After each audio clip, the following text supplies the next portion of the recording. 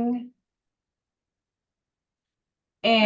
here we go. Good morning, everybody. Welcome to our 12th annual Wild Wisconsin Winter Web Conference. I'm Jamie Machik with the Wisconsin Valley Library Service. I'm also the conference coordinator, and assisting me today in the internal communications track is Jean Anderson with the South Central Library System. Thank you, Jean.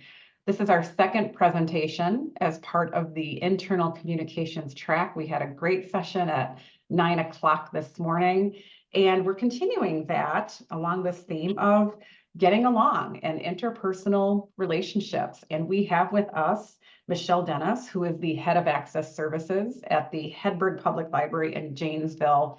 And Michelle has a ton of library and leadership experience, and we're looking forward to hear what she has to say. So Michelle, whenever you're ready. All right. Thank you very much, Jamie. And thank you, Jean. Yes, my name is Michelle Dennis, and this topic has been very thought-provoking for me. So I'm curious to see how this presentation will all go. Here's a little bit about me. I have been a library director or the head of access services for 30 years, not 40. I'm not a mathematician, but I certainly have had a rich career, and I've learned so many things and enjoyed it so very much.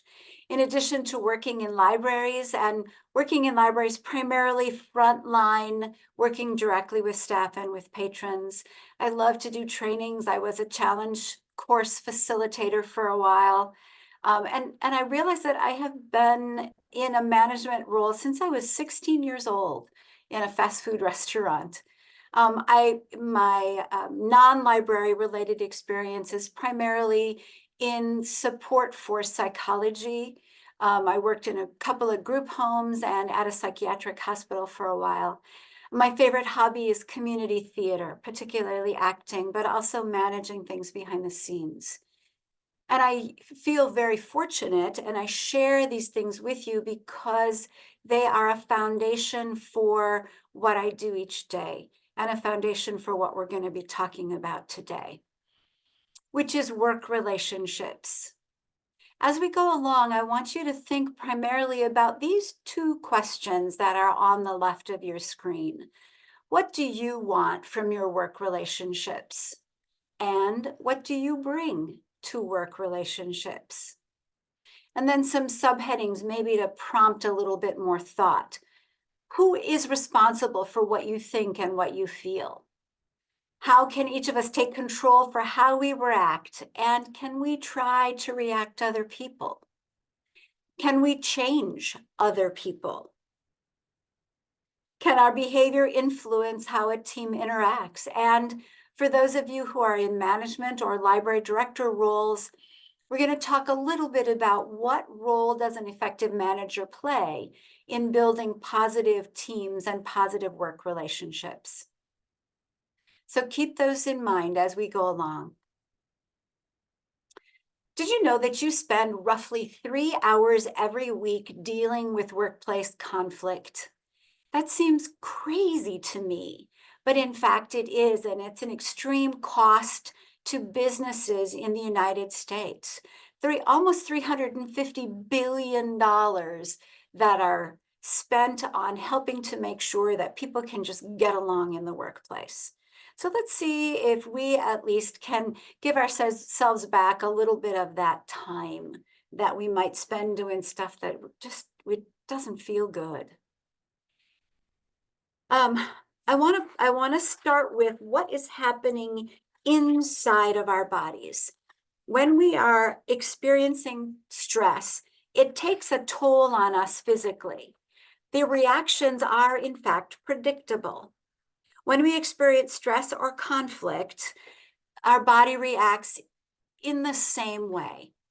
So if you're looking at as you're looking at your screen, you'll see the green section down at the bottom. That is general social engagement. And you see that wavy line that runs between the green and the orange. Well, that's us. Typically on a normal day, things are going along. We're having some positive social engagement. We feel safe, we feel grounded, we can be curious, we can be connected and compassionate. And then we have an interaction with another person. That person might be grumpy, or a coworker who's ineffective or unpleasant for whatever reason, and our buttons get pushed and our bodies react. We start to create protective hormones and our bodies shift into fight or flight. It doesn't happen instantly, it doesn't happen extremely, but we certainly move into, oh, I don't like this. Our hearts start to beat a little bit faster. Our hands might start to get sweaty. Our mouth might start to get dry. Now, whether we go extreme into fight or into flight depends a lot on our temperament and our life experiences and our training, as well as the intensity of that surprise that we are now experiencing. If the situation is resolved, if the situation is not resolved, or if it intensified, that person gets even crazier, meaner, and more intense in their behavior, then we might start to feel like that deer in a headlights thing. And our brains literally do freeze. We truly become unable for that moment in time to even speak.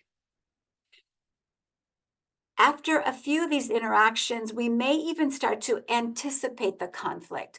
Oh my God, she's back. Oh no, I have to work with him. Oh no, what am I going to do? And that intensifies our reactions. It intensifies the chemical reactions that are happening inside of our bodies. This first diagram that I want to show you fairly quickly is from a journal article, Stress Psychology, Understanding and Counteracting a Health Crisis by Thea Benally and Len Kravitz. And I did put the link on the screen. And they say that acute stressors, meaning the sudden onset and typically brief event, activates the autonomic nervous system. That happens in the base of our brains, the lizard brain, or the survival part of our brain, over which we have very little direct control.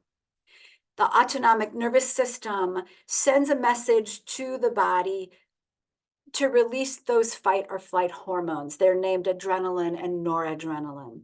And suddenly we're in fight or flight mode. As I said before, breathing speeds and gets shallower, hands sweaty, vision can narrow. Ideally, we're able to work our way through that stress and come back to a normal hormonal balance. When we're under chronic stress, as you see to the left of that diagram, and chronic means that it happens repeatedly over and over again, or it's something that is going on for an extended period of time. Adrenaline and noradrenaline start to wear off. Our body starts to become fatigued and physiologically seeks another way to keep ourselves ready and primed for action. So now our body releases the hormone cortisol into our system. Cortisol is intended to stay in the system for a little bit longer, and it does indeed over time wear off. However, there are cortisol receptors in the brain and tissues in the body that regulate the immune functions, our reproductive functions, cardiovascular, metabolism, and cognition. And the overuse of cortisol, being in a chronic stress state for extended periods of time, or excessively repeated times in our lives, can cause damage to all of these bodily systems. Elevated cortisol also directly impacts how our brains work and leads to difficulties in attention, in memory, and emotion processing. We tend to automatically react to situations as negative or threatening, and then we have more difficulty deciding how to respond. So in other words, just when we most need it, Our body and our mind are the least able to effectively handle negativity and conflict. Let's talk a little bit about negative workplaces, and we'll put this anatomy lesson into context, and we'll come back around to some of those thoughts.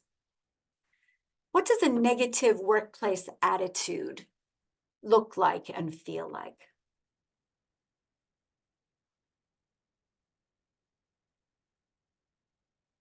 This is a list of things that came from the counseling website, betterly.com. How many of these behaviors have you seen or thought that you're seeing in your workplace? Think about this month or last month, or in the last 6 months. How do you react when you think someone else is gossiping about you or acting in a way that is defensive?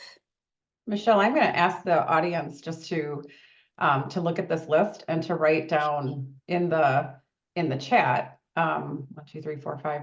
1, 2, 3, 4, 5. I can't count. There's 7 of these listed here. So in the last, let's say since the new year,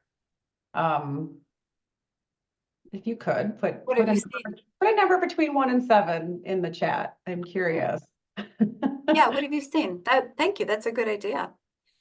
What have you done, and can any of this be changed?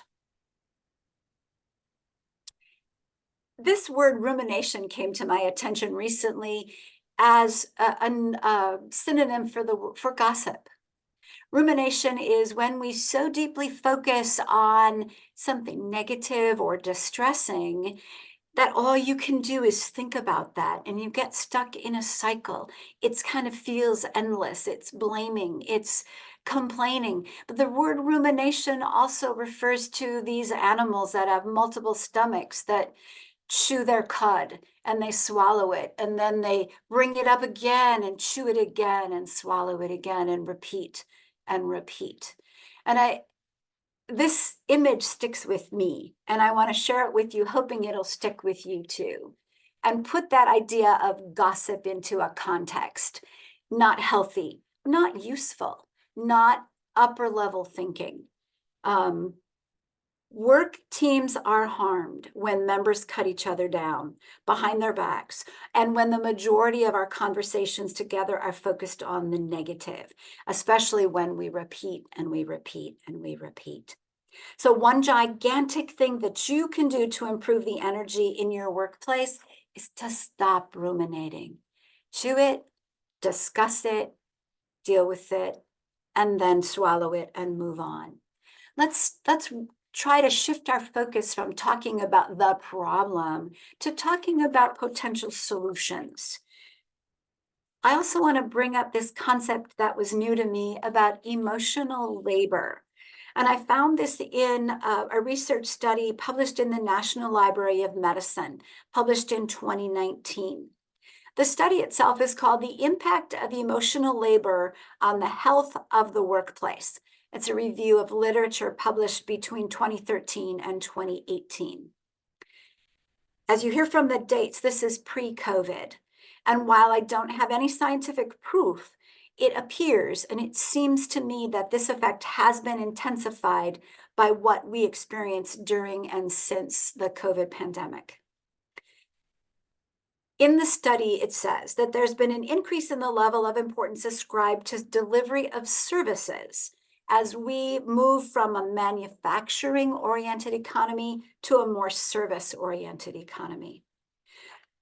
There is an increase in the demand for service-based jobs, and there is an increase in the exposure of service employees to varying degrees of stress and abuse, as particularly psychological and emotional abuse from the people to whom we provide those services. This is called emotional labor. We are increasingly required to manage or suppress our feelings and put on a fake, sometimes happy face, or maybe it's just a fake calm face that makes the other person feel more comfortable. We employees use emotional labor to regulate or suppress emotion during encounters with our clients, our patrons, colleagues, our supervisors. And think about, we've always done this, but the demand for it and the expectations are rising. We control our voices in phone calls. Good afternoon, Hedberg Library. How may I help you? We control our faces and our bodies in the face-to-face service work that we do. And employers and supervisors work to train and coach and even direct our employees on how to control the external expression of emotions, or at least look like we have those emotions under control. Studies have revealed that emotional labor is associated with an increase in the perceived quality of service as seen by clients.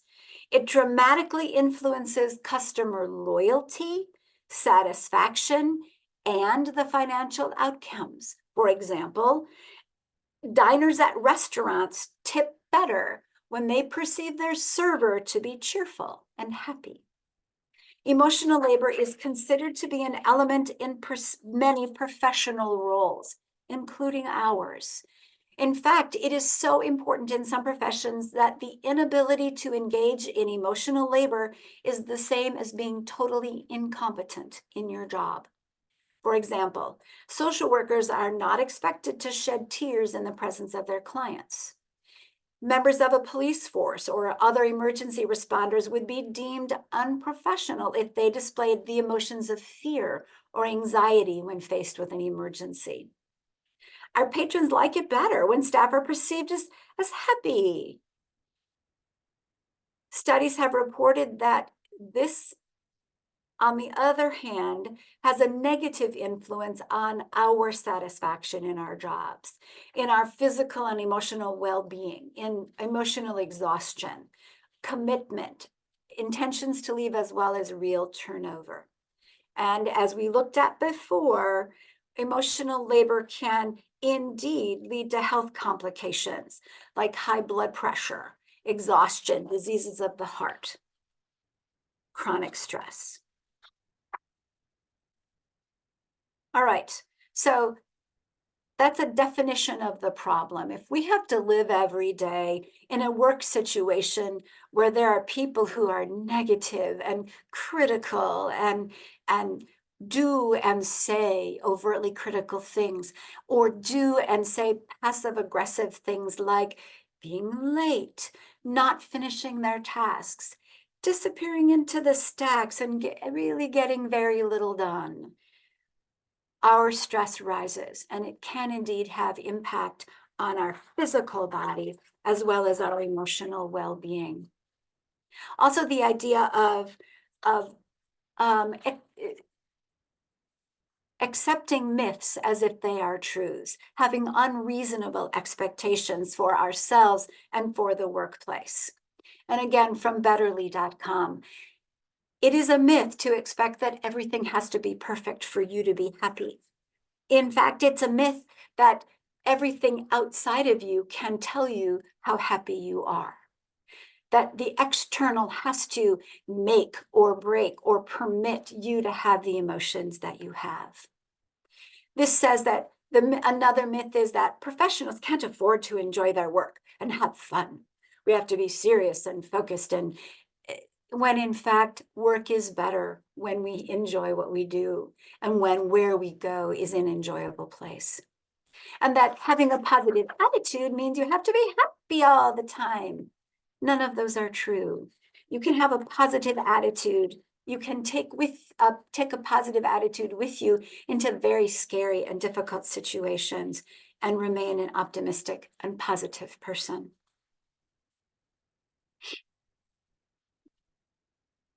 When you approach your work with a good attitude, and this is based on research as presented still in Betterly.com, when you approach your work with a good attitude and an optimistic outlook, it shows. And it also affects how well you get your work done and how well other people view you, how well you can get along with them.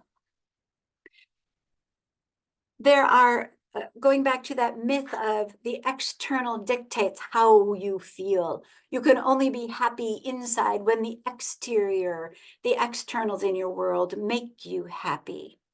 Dr. Jill Bolt Taylor is a neuroscientist, Harvard trained and published. She has made some startling discoveries about how our brain physiologically works, the physical nature of the brain and the chemistry in the brain, and the actual brevity of our emotional responses. Even our fight or flight responses last for 90 seconds. That's a powerful thought.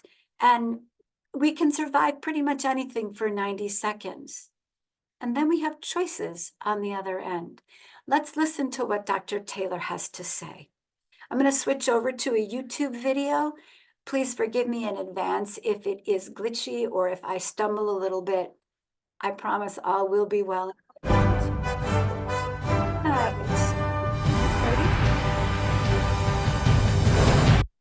90 seconds. That's all it takes for an emotion like anger to run its course through your body. So if you're holding on to an emotion for anything longer than that, it's probably because you're choosing to. New York Times best-selling author Dr. Jill Bolt Taylor says learning how your brain works can actually help you apply what she calls the 90-second rule to stop unwanted emotions from lingering. Let's start there. What is the 90-second rule? So the 90-second rule is, at any moment in time, there are only three things going on inside of your head. You're thinking thoughts, you're feeling emotions, and you're having a physiological response to what you're thinking and what you're feeling. Mm-hmm. And so if we have a thought that is going to eventually stimulate a emotion like anger, then we have a physiological response where noradrenaline gets dumped into the bloodstream, it floods through us, flushes out of us. From the first of the thought to the time your blood is completely clean takes less than 90 seconds. So I know many of us can stay angry for a whole lot longer than 90 seconds, but that's because we're actually rerunning that loop. We're rethinking the thought that's re-stimulating the emotional circuit, and then here we go again on that ride. But just knowing that from the beginning to the end takes less than 90 seconds, and we can observe it instead of engage in it, gives us a whole lot more power over what we're expressing in the world. You talk about adults recognizing their four characters and getting acquainted with them. What does that mean? What are our four characters? So when you think about the human brain, I brought a little model. Okay. We have two emotional groups of cells, one in each of the two hemispheres. So we've been taught that the right brain is emotional and the left brain is rational, but that's simply not true anatomically. Anatomically, we have two emotional groups of cells and then two thinking groups of cells. And each of those modules of cells exhibit very specific skill sets. They feel very specific inside of our body. And when we get to know which those four are, we can pick and choose moment by moment who and how we want to be in the world. It's personal freedom. Wow, I have never heard that before. Exactly. Yeah, I've always been trained that the right brain and the left brain do completely different things. What are those characters then? Like, how do we choose them? We have higher cognitive thinking in our left brain, and I call that character number one. It's the part that goes to work. It knows to clean us up. It knows to be punctual and get us somewhere on time. It organizes and categorizes. It has a group of cells that defines the boundaries of where we begin and where we end. So I know that this is me because I have that character one, and I know that this is not me because I have that character one holographic image. And then character two is the emotion of our past. And the emotion from our past is alarm, alarm, alert, alert. Is there any reason why I need to push away from the stimulation coming in? Is this situation a threat to me? So any of our emotions like resentment or guilt or shame come from something that we did in the past. And so that's character two. Character three is in the right brain, as is character four. And the right brain is a right here, right now. And emotionally, right here, right now is a perfect, exciting, and interesting. It's curious. It doesn't have the negative judgment that comes in with that left brain critical analysis. So it's curious and creative. And the first step in the creative process is chaos. So it enjoys the playful nature and the adrenaline rush of the right here, right now experiential.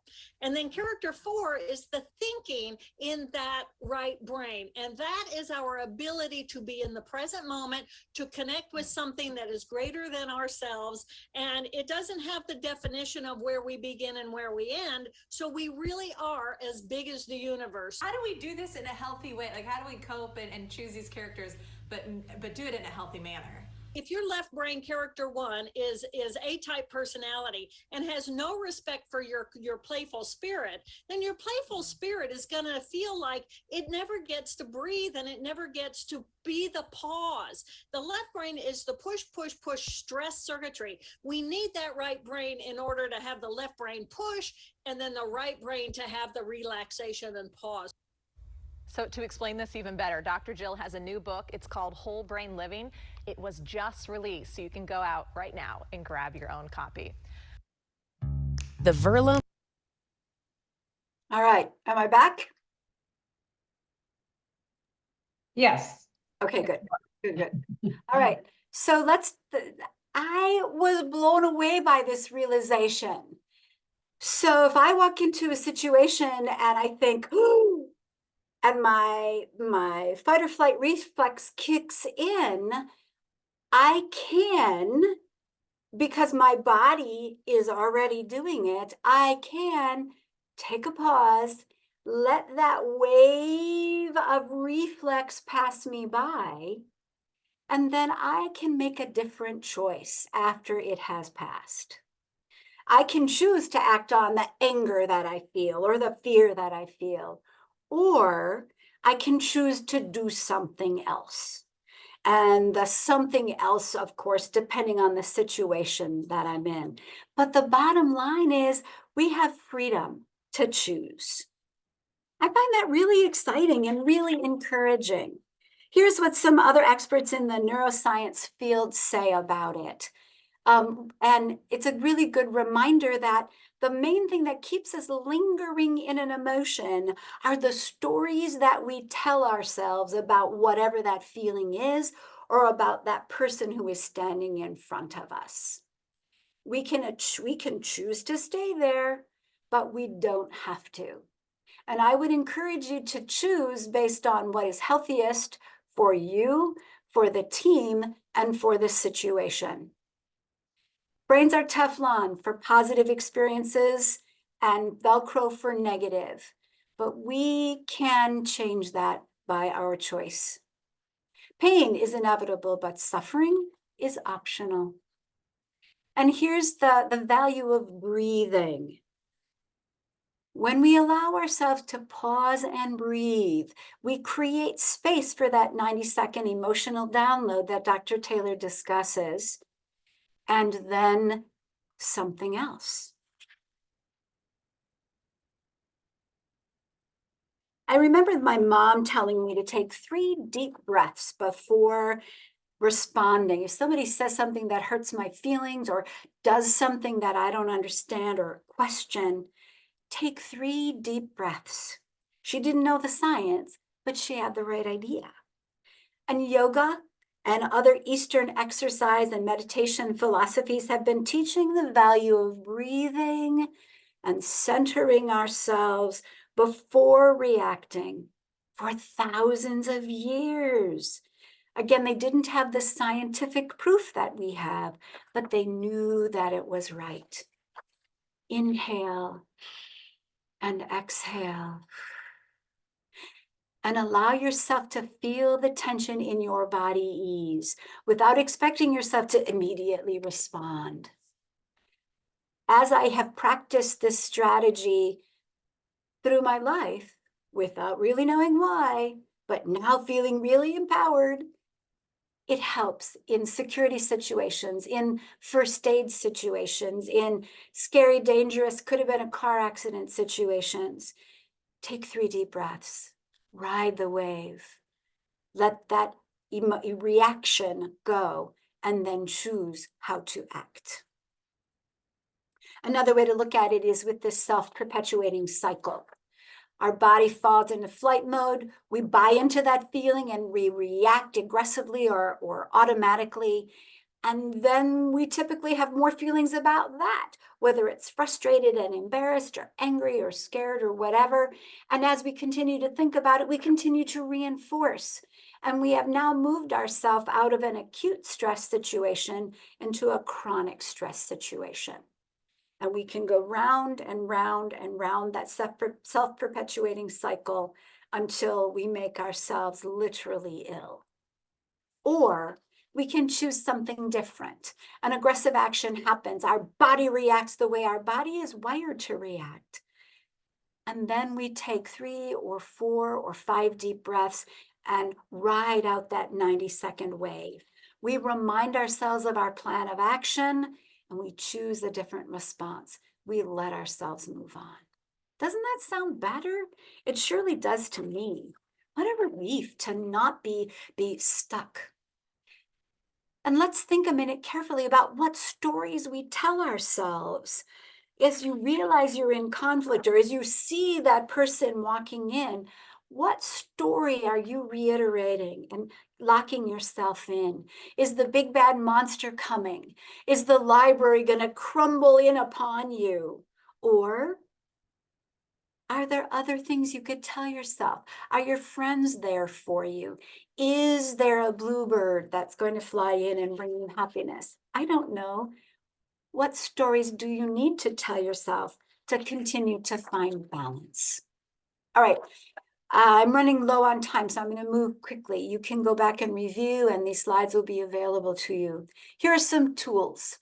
Instead of thinking about what a jackass that other person is, I can think about the fact that we each have needs. And we all need to be treated with dignity and respect and asked and given options and given reasons and given second chances. Michelle, Yes? we still have 30 minutes, so I don't know if you were, yes. Oh, okay. Oh, I did misread my clock. Okay. Okay. Thank you. I had one of those moments there. Oh, the clock. I let the clock be in charge of my reaction. Funny how automatic that is. These are really this verbal judo, the gentle art of persuasion, was created by George Thompson, who taught history in a high school, and then later in his career shifted and became a police officer. And he really watched how effective police officers operated and learned these lessons, and is now these lessons continue to be shared in law enforcement trainings. Rather than getting hooked into that's a bad guy, I can hook into what does the person in front of me need in this moment? How can I help keep this situation calm and level and moving forward rather than getting stuck in an emotional goo? Another very important tool for all of us to be aware of is the power of forgiveness. One approach that is especially effective in letting people or helping people have a tool to use to let go of negative stories. It's called the Forgive for Good method, and it's written up in a book called Indicating the Stanford Forgiveness Project, Dr. Frederick Luskin. And it's basically 9 steps that encourage us to identify what it is that's happening about this situation that isn't okay, talk about it once or twice, and then make the commitment to yourself to move on. You're not necessarily forgiving them and fixing them. You're forgiving them and fixing yourself. The peace and understanding that come from blaming can hurt you, can be yours. You're getting a better perspective on what is happening. You're recognizing that primary distress comes from the feelings of the moment, not what you're suffering right now. You can let go of those hurt feelings. At the moment that you feel upset, practice a simple stress management technique. What I use is breathing. What I use is waiting for that 90 seconds. I encourage you to give that a try, or find something else that lets you get over that bump, over that 90 seconds, and then And then remind yourself that you have a right to be healthy and happy and have love and prosperity in your life. Put your energy in looking for other ways to meet positive goals rather than rehashing those negative experiences. And then make sure to look around for love and beauty and kindness in your world. Forgiveness is about taking back your personal power and acknowledging that you have value and letting go of that other person, letting go of that emotion in that historical relationship. A proven prescription for health and happiness. Now, of course, change may take time to master. So what do I do in the meantime? And this is where I'm going to fall back on my theater work. We're going to act as if. And I don't mean this to be more emotional labor that causes us more distress.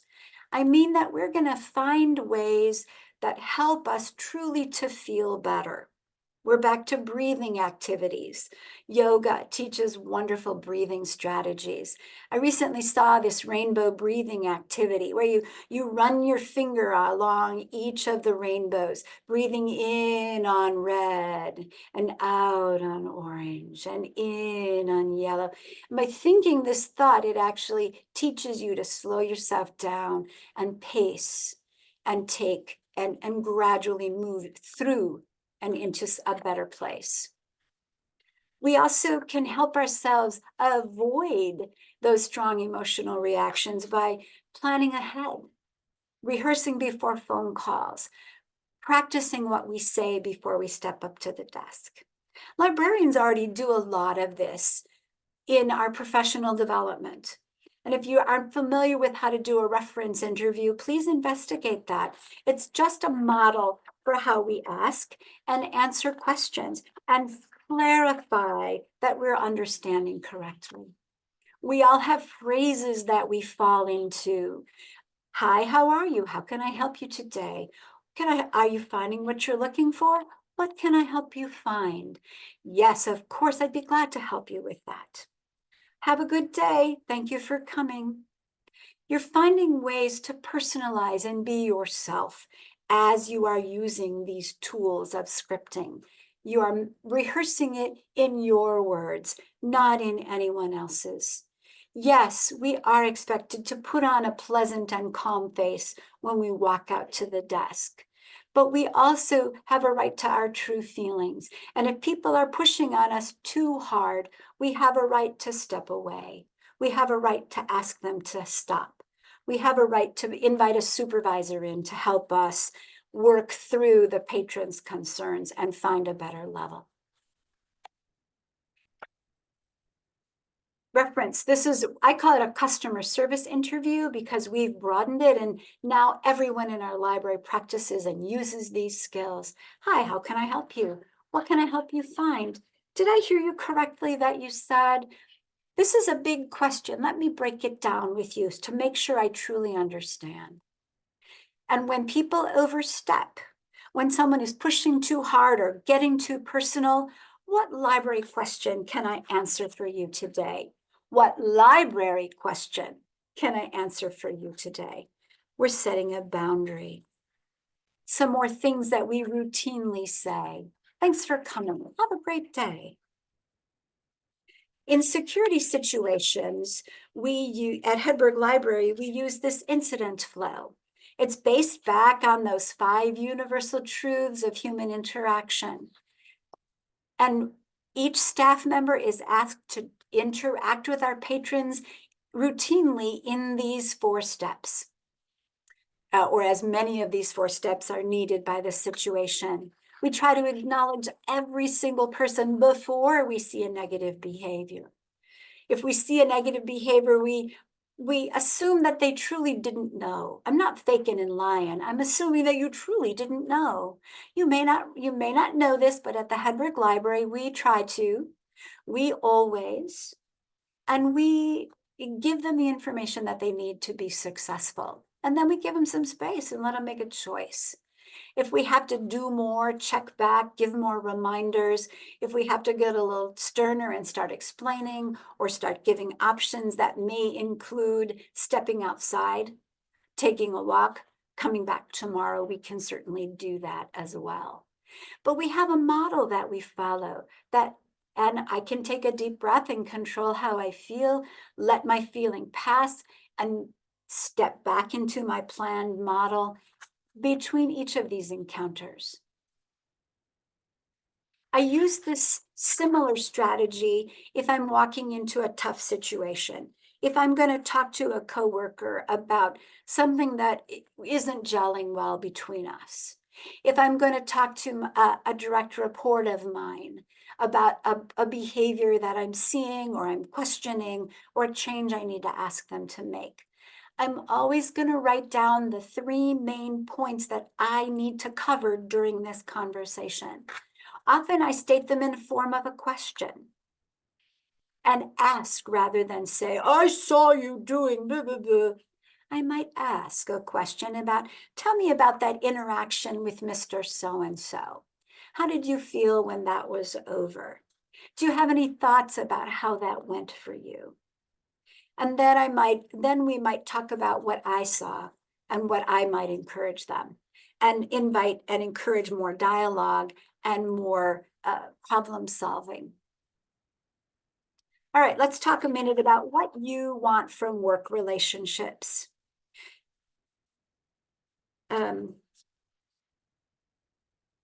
It is you see in the unrealistic column, I have those absolutes.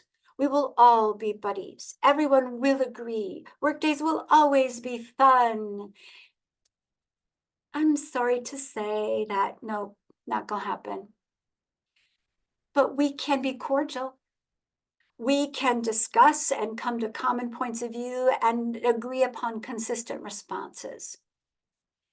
We can agree to cooperate towards a common goal. Some days will be fun and other days will be frustrating. That's normal. Let's normalize that. Instead of saying, oh, I had a frustrating day, it was horrible, I hate my job, I'm terrible. Some days are frustrating. Some days we blow it. I've been working in libraries for 30 years. I've been doing security for most of that. And some days I am frustrated and I say the wrong thing and I escalate a situation instead of helping it calm. Okay, that happens. Let's work it out. Let's move forward. If we're talking about chronic conflicts between coworkers, at some point we have to talk about it. Depending on the model in your workplace, you may want everybody to be encouraged to speak to those difficult partners at least a couple of times, at least try to open a dialogue with them before going to a supervisor. You may have a different model in your workplace. Make sure to ask that question and or communicate it to your staff. But at some point, we have to find common ground. How can we learn a little bit about each other? Sometimes working side by side lets us learn many things about each other. Sometimes we need to talk and say, will you talk with me about how you handle XYZ? Could we please talk about how we together can work on WXYZ? So those moments of conversation, we might write down our 3 points. We might write down some questions. We might, depending on what is appropriate, we might go have a cup of coffee together. We also all need to think in workplaces about internal customer service. Those same phrases and behaviors that we give to our patrons, we need to give to each other. Hi, coworker, how can I help you today? Hey there, what are you working on? Can I help you in any way? Oh, wow, I'm sorry, I didn't realize that what I was doing impacted what you were doing. How can we work this out? And then sometimes we need to use our supervisors to mediate or moderate those conversations. Managers and directors and supervisors, You're the model. You need to be first. Sorry, but true. How do you foster a positive workplace attitude? It is important to get to know your people and understand their needs and their expectations. Sometimes we need to have talks with our staff about what is real and what isn't real. Sometimes we have to listen to somebody vent, but we're not ruminating. Remember that cow? We're not over talking it. We might listen to someone vent and then coach them on appropriate responses that they might take. Sometimes that's when you intervene or interact with both parties. Making sure to mentor, to foster an open and positive and effective communication space. We have to be listeners. We have to respect the things that people say, even if the little voice in the back of your head is saying, no, that can never work. We still have a responsibility to listen, because maybe this idea won't work, but the next idea will be great, and it'll be something that everybody can benefit from. We need to make everyone feel heard and respected. And when we do it, we can encourage and influence our direct reports and the other people in our libraries to follow the model that we have set. I found this from this questionpro.com blog. I found this cool diagram of the characteristics of a positive workplace culture. And it has some cute graphics, and it has some really important facets to it, important statements about it. And we could use a chart like this in a couple of different ways. We might post it and have people look at it. We might first have a conversation. I love sticky note exercises. Have any of you ever done that? We might give each person on our staff a sticky note and ask them to indicate one per sticky note, what is one positive workplace culture characteristic you would like to see here? And then have them put them up on the wall, and then organize them in groups and create your own similar chart. Or you could put a big chart like this up on a wall during a staff meeting and ask your team to put a blank sticky note on those, a blank sticky note of one color on those that they see in our workplace, another one that they believe are the highest priorities, and a third color on areas that need attention. So you could use this kind of a document to help your team focus, share their perceptions and their knowledge, and set goals for yourself to improve. All workplaces can improve, no matter how wonderful it may feel to you today. We can continue to work to get better and work to build our cohesiveness and our consistency. Here's another chart. Tips, and this is kind of the opposite. How do we get from a negative workplace to that positive chart that we just looked at? So what can you as an employee do to accomplish these things? How can you as a supervisor or a manager or a library director do to include or talk about or do these things? These are all important thoughts and goals for us to have. But the bottom line is that it's up to you to choose. What kind of a world do you want to live in? What kind of a workplace do you want to go to every day? And the truth is that you can't fix that guy or that gal or that other person in your workplace. You can't make your supervisor better. You can't make your coworker friendlier, but you can be better. You can be friendlier. And you can ask questions and start conversations to help influence your work team for good.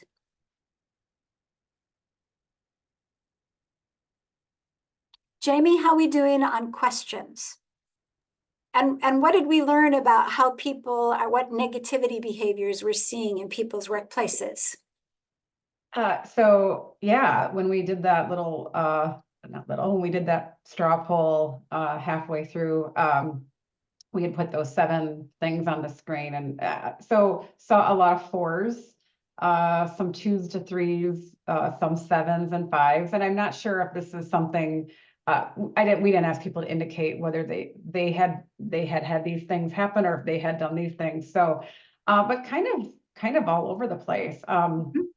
So yeah, I know I've written down a lot of resources, and I just want to remind everybody that, of course, all of the slides for the presentations will be posted to the conference website, as a lot of the other presentations. Michelle shared a lot of great links and resources, so those will be available to you. We do have some time for questions, so if you do have a question you'd like to ask, feel free to list it in the chat box or in the Q&A, and remember that you can list questions anonymously in the Q&A area. Michelle, you talked, one of the things on the that list of 7 things was being overly critical. I think you had a last slide with your email address. I do. Yep, I do. Could you advance to that one? You bet. And see that? Thank you. And I'm more than happy to have you reach out to me individually to talk about to ask me a question. I also am available to come out and do trainings on team development or leadership or security and customer service. So let me know what I can do to help you. But go ahead. And Tina said, I will be happy to see the resources. This webinar went really well with the last one on how to be heard. It did, and there was some duplication on pausing and techniques, which is excellent. Which is why we do these in a track. You mentioned one of the 7 points on that list was, how do you handle someone who's being overly critical of everything? So let's say you have a colleague, you both work at, as an example, sorting or filling the bins with books or materials that are about to go out in your delivery system. And, the person next to you is constantly critiquing what you're putting in, or maybe makes little comments to you or in front of people like, oh, like those aren't all going to fit, or you need to do that differently, or you need, and yes, you can take some of that and not take it personally, but like, at what point do you like say something, or maybe you say something right away, or what is a good way to handle that? Like, not where they're doing something terribly wrong, like they're not maybe going to get written up for it, or you're not comfortable going to your supervisor, but it's just like, but you want to approach that like, hey, knock it off. How would you, any advice for that? That's a great question, and I'm sure that happens to a lot of us a lot. I guess the first thing that I would try to do is ask them to teach me their system. Will you teach me? Oh, it sounds like you have a lot of experience doing this. Will you teach me your system? Great. All right. Thank you very much. I got it from here. I will let you know if I have any more questions. And then if that wasn't sufficient, I might say to that person, I really would like to be able to focus on this. And right now, this is my job. So I will take care of it. Is there something else you need to be doing, somewhere else you need to be? Because I'd appreciate some space. I might, and certainly as that person was showing me their system, as I learned new things, I would try to implement those things. Things that make sense. If I had to say that more than a few times, then I might go back to the supervisor and ask the supervisor to please clarify for me what's the expectation with this job, so that I know for sure that I'm working from facts. And then if that person continued to try to give me input, I might say, I talked with our supervisor who said that I'm doing this just fine. So thanks very much, but I really need to do this myself. So from what I'm gathering, you're approaching this as I don't want to say pushing back, but speaking up for yourself in a kind and factual way. I think sometimes what happens is and I know I've done it myself, where we stay quiet and then things fester, and then all of a sudden, then we have that word vomit that we might regret later on. So I really appreciate I appreciate that in each situation you had a response, Mhm. which I think is helpful. Thank you. And, Another, and please go ahead. know that a lot of the responses are coming from a 60-year-old person who's been doing this for a while. And I know that when I first started, I was more likely to be angry or more likely to be ashamed or frustrated with that other person and not say anything. But I hope that I can make other people's lives a little easier by sharing a different option. It's okay to speak honestly. And it's healthier typically to stay out of emotional stuff and stay factual. That helps the other people in the situation stay factual and unemotional too. Yes, thank Go you. ahead. Here's another question. I work in a small community library. I'm an adult services librarian, replaced someone who was there for 25 years. This person tried to get a raise and have hours increased and it didn't happen.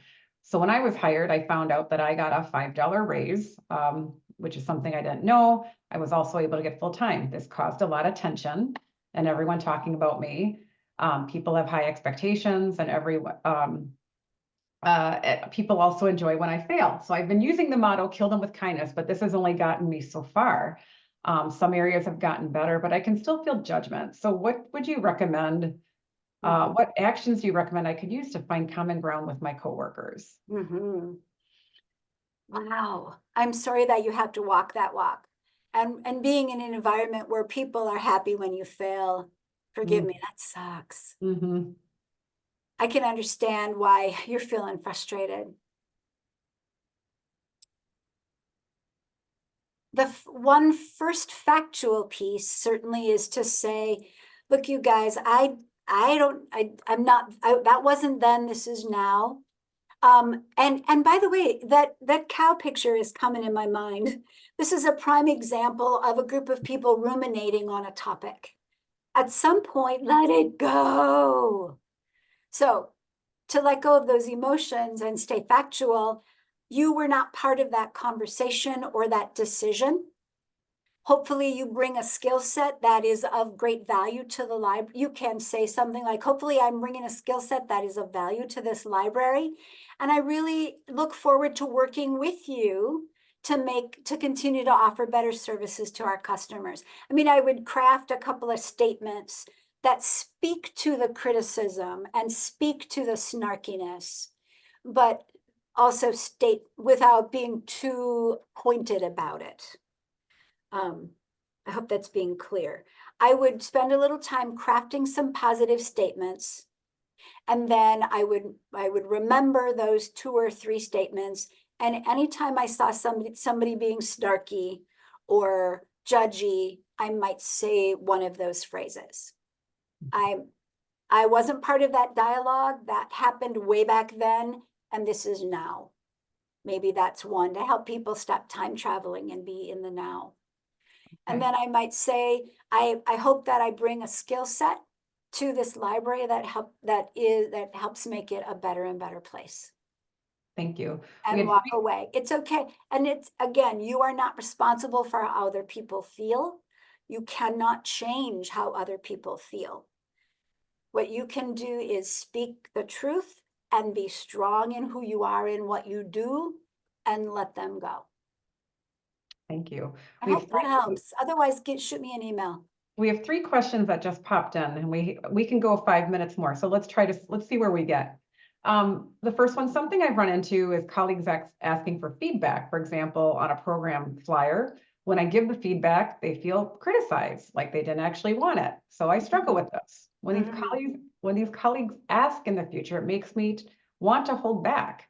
So it doesn't become a thing. Any thoughts on that? Or have you taken, this has happened to me too. I am a crazy good copy editor.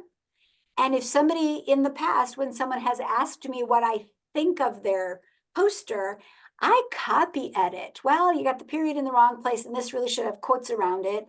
And that has indeed made people feel, that has caused frustration and miscommunication.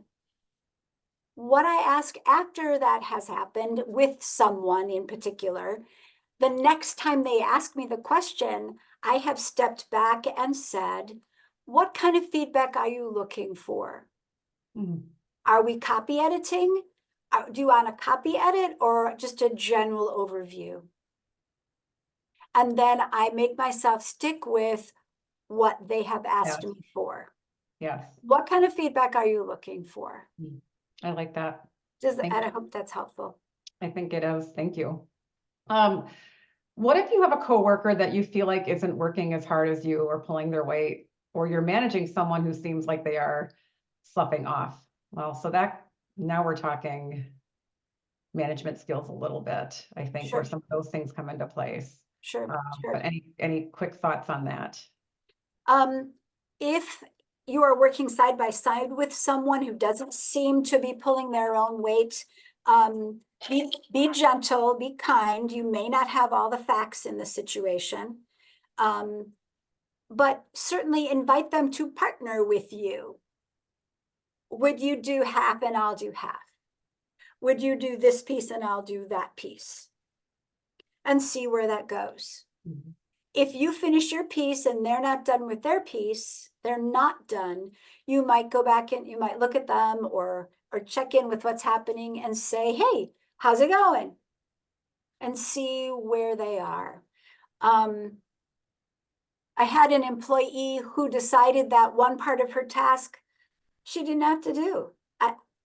She was hired before I got here, and she didn't do that. She just did. All the other girls don't mind. It's okay. I don't have to do that.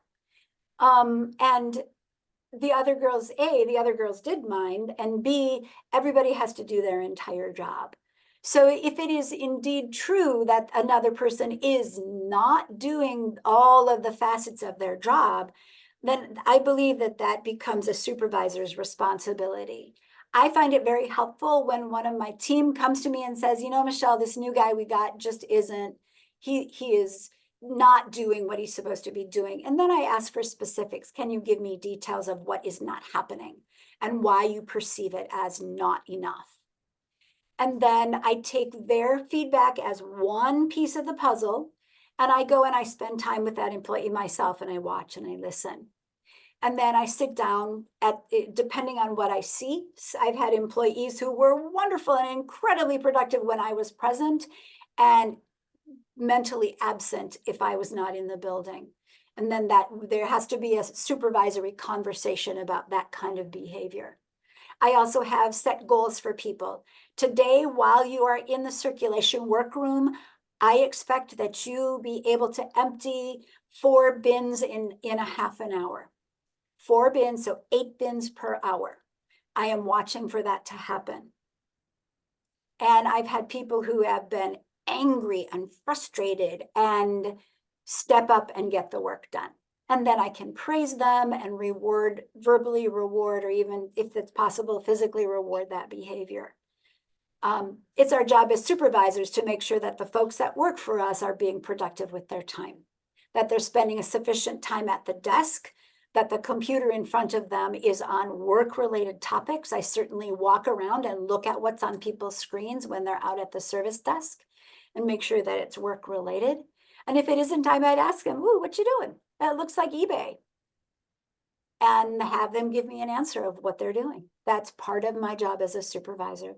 And I, at first, at least try to keep it light and conversational. That's a valuable strategy in most situations. Don't come down too hard or get too specific until I've already tried the lighter, more conversational strategy. So I hope that's helpful. Yes. Michelle, if you have a few more minutes, I'd like to get to this last question or two, but I'm going to actually end the webinar, or at least the recording. So again, thank you everybody for listening. We have our stretch break coming up at noon. We also have our next session coming up at 1 o'clock on email etiquette. So I hope to see you there. If not, have a great rest of your day, and so long.